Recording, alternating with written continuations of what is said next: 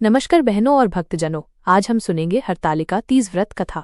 यह व्रत सुहागिन स्त्रियां अपने पति की लंबी आयु और अखंड सौभाग्य के लिए करती हैं। अविवाहित कन्याएं इसे मनचाहा वर पाने हेतु करती हैं। कहते हैं कि इस व्रत को करने से स्वयं माता पार्वती की कृपा प्राप्त होती है। व्रत का महत्व। भाद्रपद शुक्ल पक्ष की तृतीया तिथि को हरतालिका तीज का व्रत किया जाता है। इस दिन महिलाएं निर्जला व्रत रखती हैं और भगवान शिव माता पार्वती का पूजन करती हैं। मान्यता है कि इस व्रत को करने से विवाह में आने वाली सभी बाधाएं दूर होती हैं और दाम्पत्य जीवन सुखी बनता है। पौराणिक कथा के अनुसार पार्वती जी ने बचपन से ही भगवान शिव को अपने पति रूप में पाने का संकल्प लिया था, लेकिन राजा हिमवान ने उनकी इच्छा जाने बिना उनका विवाह विष्णु जी से करने का निर्णय ले लिया। माता पार्वती अपनी सखी के साथ ये सुनकर बहुत दुखी हुई। सखी ने उन्हें सलाह दी कि आप इस विवाह से बचने के लिए जंगल चली जाइए और वहां भगवान शिव को पाने के लिए कठोर तपस्या कीजिए। तभी दोनों सखियां चुपचाप वन में चली गईं। वहां पार्वती जी ने कठोर तप किया, कभी फल खाकर, कभी पत्तियां खाकर, तो कभी निर्जला रहकर। उन्होंने हजारों वर्ष तपस्या की। उनका यह तप देखकर भगवान शिव प्रसन्न हुए और उनके सामने प्रकट होकर बोले, हे देवी, मैं आपके तप से प्रसन्न हूँ, कहिए क्या वर चाहती हैं। माता पार्वती ने फोल्डेड हाथों से बोली, हे महादेव, मैं आपको ही अपने पति के रूप में चाहती हूँ। भगवान शिव ने मुस्कुराकर वरदान दिया, देवी, आज से आप मेरी अर्धांगिनी होंगी। इसी प्रकार माता पार्वती को कठोर तपस्या के बाद शिव को पति रूप में प्राप्त हुआ। यही दिन हरतालिका तीज कहलाया, क्योंकि पार्वती जी को उनकी सखियों ने हरि हर कर लिया और वन में तालिका ले गई। जो भी स्त्री श्रद्धा और विश्वास के साथ हरतालिका तीज का व्रत करती है, उसे अखंड सौभाग्य प्राप्त होता है। कुंवारी कन्याओं को योग्य वर मिलता है और विवाहित स्त्रियों को पति का प्रेम और लंबी आयु मिलती है। इस व्रत की कथा सुनने और सुनाने मात्र से ही शिव पार्वती जी का आशीर्वाद मिलता है। इसलिए हरतालिका तीज का व्रत सभी स्त्रियों के लिए अत्यंत शुभ माना गया है। हरतालिका तीज की पूरी कथा इस प्रकार है। यह व्रत कथा भगवान शिव और माता पार्वती के अटूट प्रेम और तपस्या का प्रतीक है। इस कहानी का सार यह है कि सच्चे मन से की गई तपस्या का फल हमेशा मीठा होता है।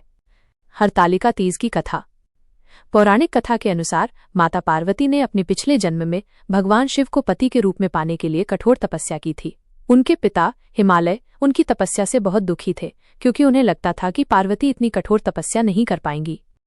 एक दिन देवर्षि नारद माता पार्वती की तपस्या से प्रभावित होकर उनके पिता हिमालय के पास पहुंचे। नारद जी ने हिमालय से कहा कि आपकी पुत्री की तपस्या से प्रसन्न होकर भगवान विष्णु उनसे विवाह करना चाहते हैं। हिमालय ये सुनकर बहुत प्रसन्न हुए और उन्होंने तुरंत इस प्रस्ताव को स्वीकार कर लिया। जब माता पार्वती को ये बात पता चली तो वो बहुत दुखी हुई। वो जानती थी कि भगवान विष्णु बहुत श्रेष्ठ हैं, लेकिन उन्होंने मन ही मन केवल भगवान शिव को अपना पति मान लिया था।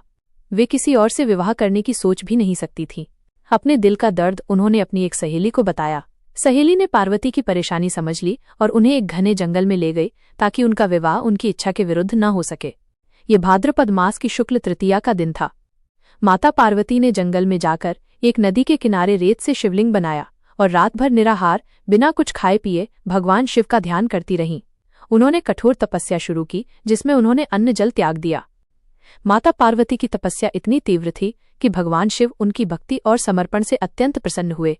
उन्होंने पार्वती को दर्शन दिए और कहा, हे देवी, मैं तुम्हारी कठोर तपस्या से बहुत प्रसन्न हूँ।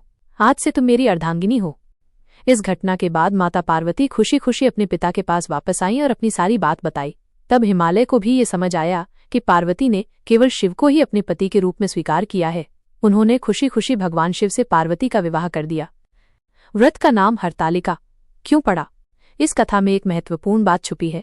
हरतालिका शब्द दो शब्दों से मिलकर बना है, हरत हरण करना या अपहरण करना, आलिका सहेली। चूंकि माता पार्वती को उनकी सहेली द्वारा हरण हरत करके घने जंगल में ले जाया गया था, ताकि उनका विवाह भगवान विष्णु से न हो, इसलिए इस व्रत का नाम हरतालिका तीज पड़ा। यही कारण है कि इस दिन विवाहित महिलाएं अपने पति की लंबी उम्र के लिए और कुंवारी कन्याएं मनचाहा जीवन साथी पाने के लिए ये कठोर व्रत रखती हैं। वे भी माता पार्वती की तरह पूरी निष्ठा और श्रद्धा के साथ पूजा अर्चना करती हैं। यदि आपको ये कथा अच्छी लगी हो तो इसे अधिक से अधिक साझा करें और माता पार्वती भगवान शिव के आशीर्वाद को सब तक पहुंचाएं। हरतालिका तीज की आप सभी को शुभकामनाएं।